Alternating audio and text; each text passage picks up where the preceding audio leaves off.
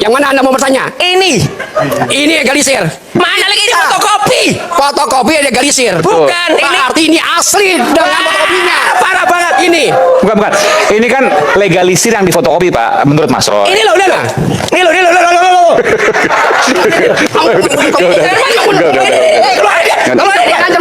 Keluarin dia, ngapain pukul? Ini tolong yang melakukan kekerasan itu keluar saja. Fotokopi yang dihadirkan di pengadilan itu dilegalisir ada sesuai dengan aslinya. Fotokopi yang di pengadilan itu harus sesuai dengan aslinya. Di bukti surat. Bisa secara hukum bisa ya. Bukti surat ketika saat berperkara tanpa adanya asli yang dibawa atau disamakan fotokopi antara fotokopi itu berlaku. Boleh. Apalagi ada legalisir ya sesuai dengan keperuntukannya. Jadi bukti hukum fotokopi itu boleh. Boleh, nggak ada masalah. Bentar Mas Saiman, ini tadi dulu. Ini Saudara tadi, jangan jawab dulu. Saya menjelaskan dulu ini. ini tadi Saudara stop dulu. Bapak lihat dan Saudara dengar dulu, ini nggak? hukum Sabar dulu, data. Sabar dulu. Kopi ini bukan data. Bukan Saudara ada dulu. legalisirnya. Saya kasih tahu. Bapak lihat dulu. nggak? Bapak dengar nggak? Kamu Pakai dengar dan mata saya bilang. balik. Tadi itu Dulu, nggak? dulu, Tadi itu dulu. fotokopi, Nanti Mas nggak Roy, ada Mas Roy. legalisirnya. Tunggu dulu dong. Woi, dulu, Mas aduh, parah Roy. ini. Nanti, Ini Pak. Kamu ngerti nggak itu? Oke. Parah.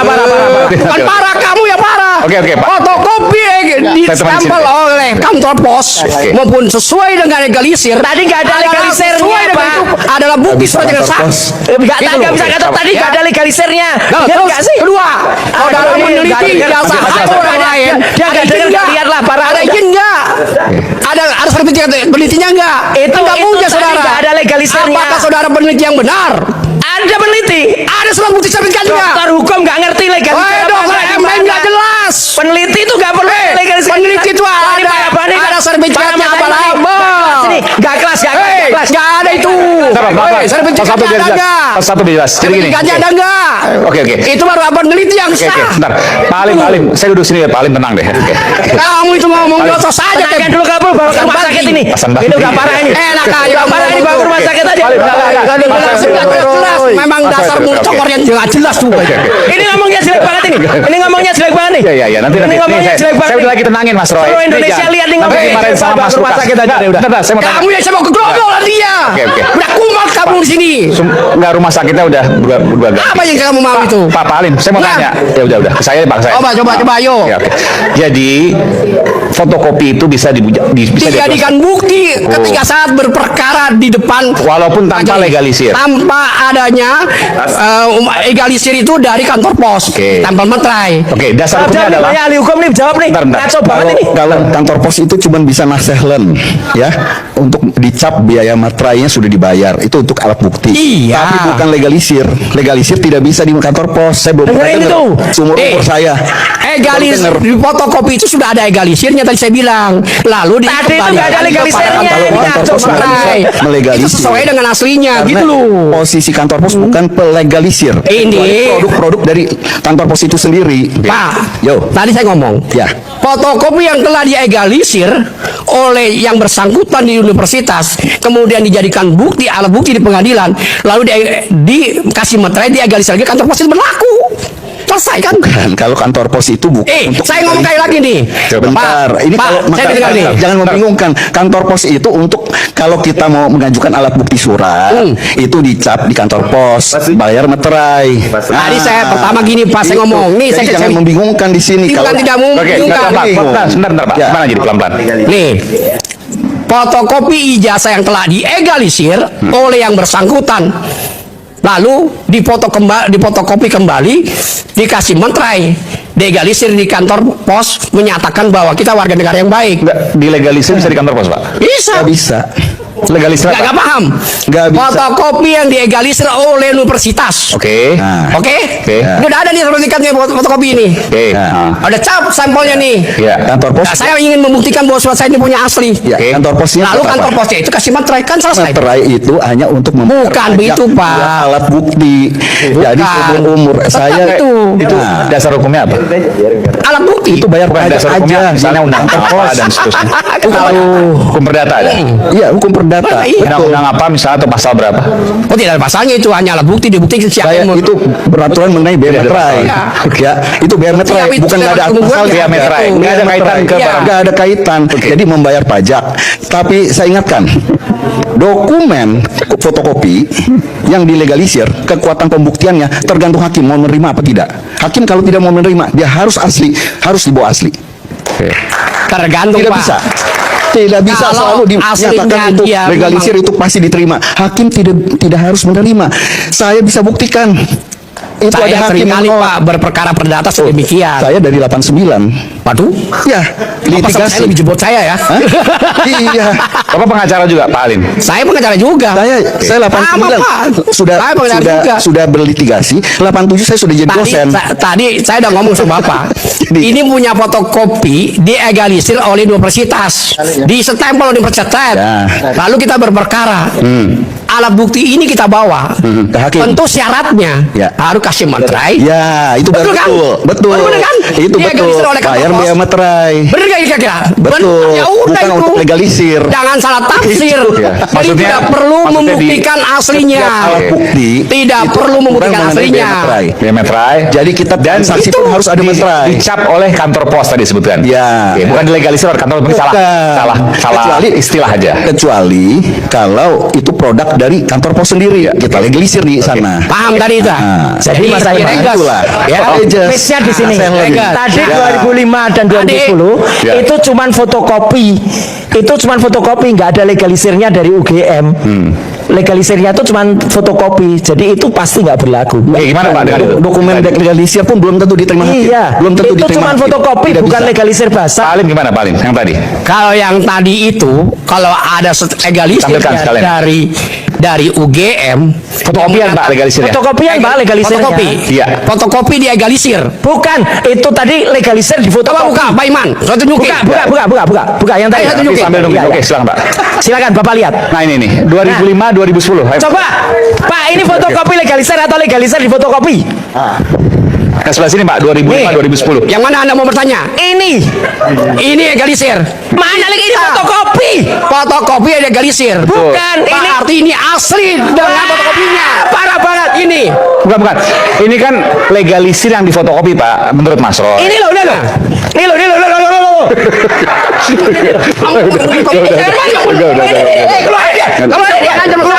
Keluarin dia, ngapain pukul? Enggak, ini. Ini siapa? Tolong, yang melakukan kekerasan itu keluar saja. Parah ini. Jadi gini kan, Ini parah ini. Mas Roy dah. Oke. Dia mukul man. Dia mukul. Kamu kan mau robek. Pengacara Oke, oke, Rocky. oke. Saya protes Ini parah, ini karena dia parah, sudah parah. memukul. Ya. Nanti silakan. Udah besok Sebagai pengacara, sorry, maaf ya. Gini, Kita kembali saat lagi. Saat lagi kita akan kembali. saya mengatakan inilah jahatnya orang yang bernama Joko Widodo. Kenapa jahat? Dia membiarkan anak bangsa terpecah belah, mendebatkan apakah ijazahnya asli atau palsu. Padahal Ada Basar dan Antek Mulyono yang masih berani membela. Kalau video ini katanya fitnah. Sekarang mari kita lihat video aslinya secara lengkap, biar tidak ada dusta di antara kita.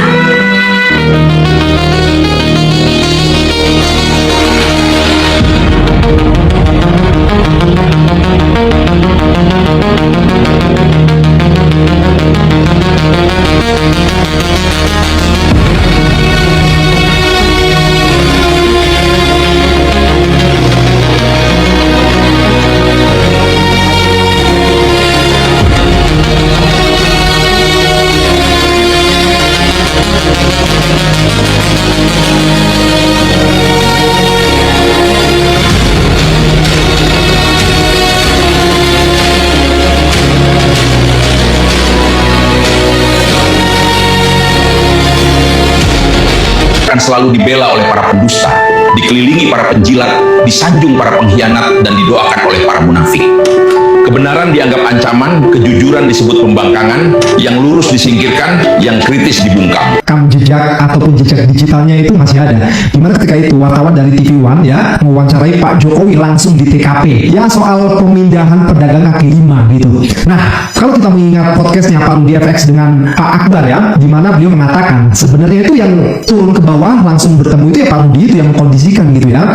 Tapi di sini diambil oleh Pak Jokowi untuk agar citranya mungkin naik gitu ya. Dan itu terbukti kan viral ya kan, rame bahkan ketika itu video ini diunggah gitu ya, yang nonton tuh sampai jutaan juga gitu loh.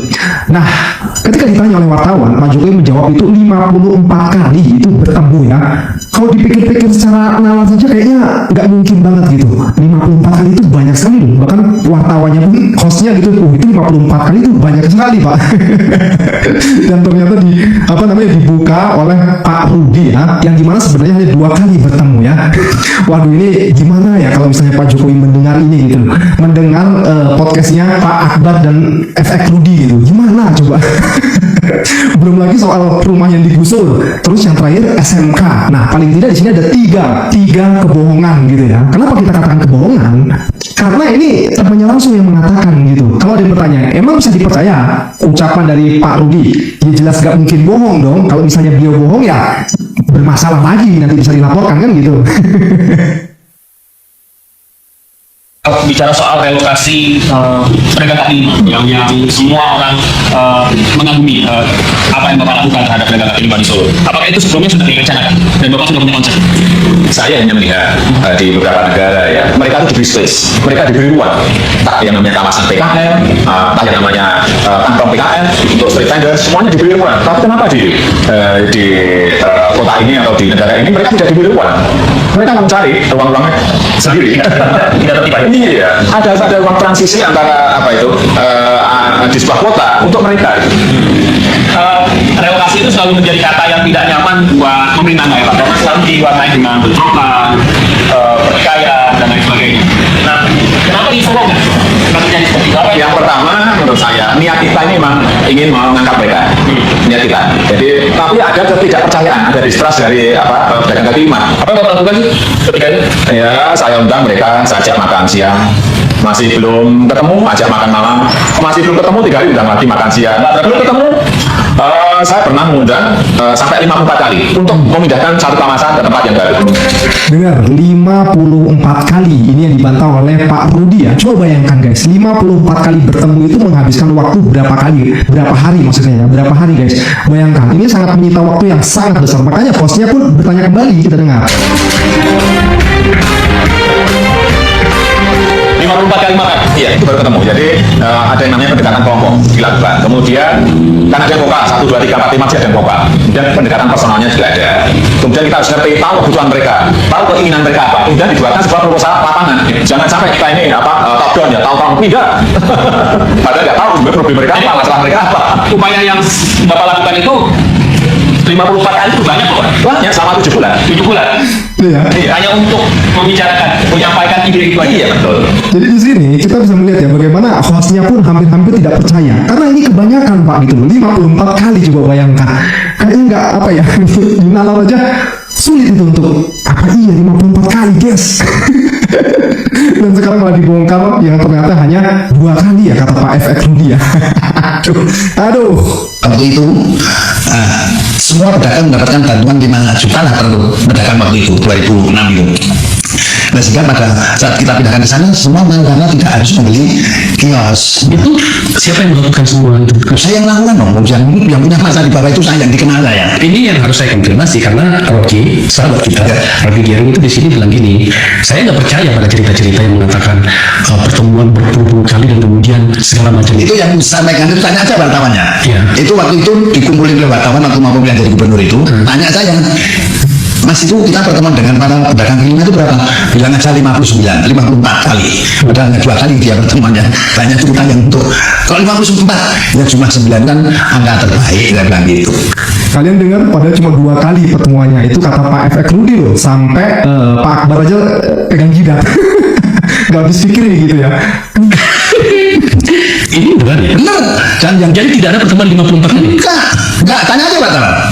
Dan yang melakukan pertemuan itu adalah? Ya saya sendiri, namun kan tidak ada yang menonjolkan pertemuan saya karena saya tidak butuh untuk apa ujian dan sebagainya. Seorang rakyat anggota Partai Komunis Indonesia. anggota komite sentral CCPKI paling muda, wakil muda rakyat yang di Kota Burai, yang ditahan di Cipinang 12 tahun, namanya Pak Rewang, komunis pinter. Dia tadi mau ketemu Pak Rocky, tapi dia lagi sakit. Dia cuma pesankan begini, Pak Rocky jangan percaya pada Jokowi, yang ngaku-ngaku adalah rakyat. Saya pemimpin rakyat. Lalu bercakap-cakap dari situ. Untuk satu isu pada waktu itu, Jokowi dielurukan oleh pers sebagai orang yang berhasil memindahkan pedagang kaki lima di yang gede itu, yang kemudian dinarasikan 30 kali Jokowi nego dengan rakyat untuk dipindahkan dan akhirnya berhasil. Dan nego itu dipamerkan di pendopo depan pengawal kota. Anak itu bilang itu bohong. Kenapa? Udah ada under table transaction bahwa akan dipindahkan karena dibayar. Tetapi Jokowi ingin itu dipamerkan terus sebagai hasil negosiasi dia. Siapa yang bayar? Terganti. Sebut nama Sekres kalau disebut itu apa namanya sinar mas. Pokoknya semua legal ada di Solo. Nah jadi jelas ya, apa namanya, kata Pak Effendi juga 5 juta per pedagangnya katanya kan. Aduh Pak, jadi gini apa namanya, ngeri-ngeri sedap bener ini ya. Kalau ini benar-benar diungkap kayak gini kan, jadi akan menjadi konsumsi publik. Dan bagaimana gitu loh Pak Jokowi menghadapi ini gitu. Apa nggak malu gitu ya.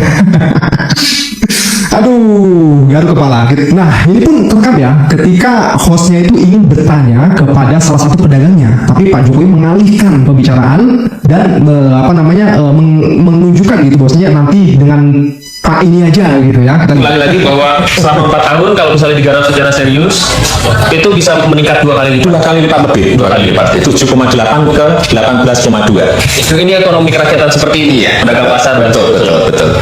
Kita tanya sih Rob. Ini bapak pedagang di sini. Yang mana? Yang anu aja. Nanti saya anukan yang dulu yang tokohnya di sini. Mbah Latif, tapi mungkin sebentar lagi datang. Ini namanya Mbah Latif ya, nanti itu anukan katanya Pak Jokowi ya. Kenapa nggak langsung bicara saja sama pedagang yang ada di situ kan gitu ya? Kita ulang. Dulu yang tokohnya di sini. Nanti saya anukan yang dulu yang tokohnya di sini. Mbah Latif, tapi mungkin sebentar lagi datang. Yang dulu tokohnya di sini ya, sebentar lagi datang tapi belum datang gitu ya, sehingga ya paling gini lah, maksudnya jangan tanya sama yang ini gitu. Nanti saja sama Pak Mbah Latif itu ya. Dan setelah ini Pak Jokowi juga mengarahkan untuk jalan ke arah sana gitu ya. ini selain pasar ini Pak, pedagang kaki lima Bapak katakan relokasi sudah 62%. Kebanyakan mereka Bapak bangunkan pasar. Iya. Bapak bangunkan pasar. Jadi Ke sana pinggir jalan gitu ya. Harusnya di sini Pak Jokowi menyuruh dong wartawan ataupun hostnya. Ya, halo teman-teman semuanya, selamat datang kembali di channel saya. Hari ini kita akan membahas sebuah peristiwa yang sungguh mengguncang dunia perdebatan hukum dan politik di Indonesia. Peristiwa yang terjadi secara langsung di layar kaca di hadapan jutaan pemirsa di seluruh negeri. Video yang kita bahas ini berjudul Heboh Termul Diusir, Kuasa Hukum Jokowi nekat pukul Roy Suryo di acara TV, gak terima bukti palsu. Dan semua yang terjadi di dalamnya adalah fakta yang nyata, benar-benar terjadi dan kini menjadi sorotan seluruh rakyat Indonesia. Mari kita mulai dari awal, dari latar belakang yang membuat perdebatan ini begitu panas, begitu tajam, hingga akhirnya meledak menjadi bentrokan fisik yang tak terduga. Seperti yang kita semua tahu, polemik mengenai keaslian dokumen akademik Presiden Joko Widodo udah berlangsung cukup lama. Mulai dari tahun 2025, Roy Suryo bersama timnya mulai mempertanyakan sejumlah ketidaksesuaian yang mereka temukan pada dokumen tersebut, mulai dari ijazah hingga skripsi yang menurut mereka memiliki banyak kejanggalan yang tidak bisa dijelaskan secara logika maupun hukum. Pihak yang mendukung Jokowi termasuk kuasa hukumnya menegaskan bahwa semua dokumen itu asli, sudah diperiksa oleh pihak berwenang dan tidak ada masalah hukum sama sekali. Namun Roy Suryo tidak mundur, ia terus mengemukakan data, bukti, dan analisis yang menurutnya menunjukkan adanya kecurangan, adanya pemalsuan, dan pelanggaran aturan yang serius. Perdebatan ini sudah terjadi di berbagai forum, di media sosial, di persidangan, hingga akhirnya dibawa ke program siaran langsung televisi rakyat bersuara di stasiun iNews TV pada Selasa malam 11 Agustus 2026. Di acara itu hadir Roy Suryo, mantan Menteri Pemuda dan Olahraga yang kini menjadi pihak yang mempertanyakan keaslian dokumen tersebut, dan di sisi lain hadir Halim Darmawan, pakar hukum yang bertindak sebagai kuasa hukum dari pihak Joko Widodo. Juga hadir Refli Harun yang merupakan kuasa hukum dari Roy Suryo, serta pembawa acara yang memandu perdebatan ini. Awalnya diskusi berjalan seperti biasa, namun perlahan tapi pasti perdebatan mulai memanas ketika masuk pada inti persoalan, apakah fotokopi dokumen yang sudah dilegalisir bisa dijadikan bukti sah tanpa menunjukkan dokumen aslinya secara langsung. Halim Darmawan dengan tegas menyatakan bahwa menurut aturan hukum yang berlaku, fotokopi yang sudah dilegalisir oleh pihak berwenang sudah cukup menjadi alat bukti yang sah di pengadilan. Tidak perlu lagi membawa dokumen aslinya. Namun Roy Suryo menolak mentah-mentah pendapat itu. Ia menegaskan bahwa apa yang ditampilkan hanyalah salinan dari salinan, bukan legalisir basah yang dikeluarkan langsung oleh Universitas Gadjah Mada atau lembaga berwenang lainnya. Menurutnya, jika dokumen asli itu benar-benar ada dan sah, mengapa tidak pernah ditunjukkan secara terbuka? Mengapa hanya berputar-putar pada salinan yang bisa dimanipulasi? Disinilah ketegangan mulai memuncak, keduanya saling sanggah, saling melempar argumen dengan nada yang semakin tinggi, dengan kata-kata yang semakin menohok. Roy Suryo kemudian mengambil berkas fisik yang sudah ia siapkan, mendekatkannya ke arah Halim Darmawan sambil menjelaskan poin-poin ketidaksesuaian yang ia temukan. Tiba-tiba Halim Darmawan yang sudah terpancing emosi merebut gulungan berkas itu dari tangan Roy Suryo, lalu tanpa peringatan ia memukulkan berkas itu ke arah tangan Roy Suryo sebanyak 2 kali di tengah siaran langsung yang disaksikan jutaan orang. Suasana seketika menjadi hening sejenak, lalu berubah menjadi gempar. Refli Harun yang duduk di dekatnya langsung berdiri, marah besar melihat tindakan kekerasan itu. Ia berteriak meminta pihak penyelenggara acara segera mengeluarkan Halim Darmawan dari studio. Apa ini? Mengapa harus memukul? Halim, maksudnya dia berkata demikian, apa ini mengapa harus memukul? Kita berdebat dengan argumen, bukan dengan kekerasan. Siapa yang melakukan kekerasan ini harus segera keluar, teriak Refli. Dengan nada yang sangat tinggi, sangat marah karena merasa kliennya telah diserang secara fisik di tempat yang seharusnya menjadi tempat diskusi yang beradab. Pembawa acara dengan sigap segera turun tangan memisahkan keduanya, mencoba meredakan situasi yang sudah di luar kendali. Namun peristiwa ini sudah terjadi, sudah terekam secara langsung, dan kini menjadi bukti nyata betapa panasnya perdebatan ini. Dalam video yang kita bahas ini terlihat jelas bagaimana ketegangan itu terjadi, bagaimana emosi meledak, bagaimana kata termul diusir, menjadi kenyataan ketika pihak yang melakukan tindakan kekerasan akhirnya diminta meninggalkan tempat di kursi tersebut. Mari kita bedah satu persatu apa yang sebenarnya terjadi, apa makna dari setiap peristiwa ini, dan apa dampaknya bagi seluruh proses hukum yang sedang berjalan ini. Pertama, soal istilah termul yang menjadi judul video ini adalah merupakan istilah merujuk pada bagaimana pihak yang seharusnya menjadi martabat hukum justru bertindak di luar batas kesopanan dan aturan yang berlaku sendiri. Ketika seorang yang mengaku sebagai penegak hukum, yang mengaku memegang teguh aturan, justru menggunakan kekerasan ketika tidak sanggup membantah argumen lawan, maka itu adalah tanda bahwa ia sudah kalah dalam perdebatan, sudah tidak memiliki argumen yang kuat untuk mempertahankan pendapatnya. Yang kedua, soal alasan mengapa Halim Darmawan nekat melakukan tindakan itu. Dari rekaman yang ada, terlihat jelas bahwa ia tidak bisa menerima bukti yang disodorkan Roy Suryo. Bukti-bukti yang disampaikan Roy Suryo itu menurutnya palsu. Namun ia tidak bisa membantah dengan kata yang lebih kuat, tidak bisa memberikan penjelasan yang logis mengenai ketidaksesuaian yang ditunjukkan. Alih-alih menjawab dengan argumen hukum yang benar, ia justru melampiaskan emosinya dengan kekerasan. Ini menunjukkan bahwa tuduhan tidak terima bukti palsu yang dimaksud dalam video judul sebenarnya adalah sebaliknya, pihak tersebut yang tidak bisa menerima jika kebenaran terungkap, tidak bisa menerima jika bukti yang selama ini mereka pegang ternyata memiliki kejanggalan yang tidak bisa disangka. Yang ketiga, mari kita bahas aspek hukum dari peristiwa ini. Di Indonesia, setiap orang berhak mengemukakan pendapat, berhak berdebat, namun dilarang menggunakan kekerasan dalam bentuk apapun.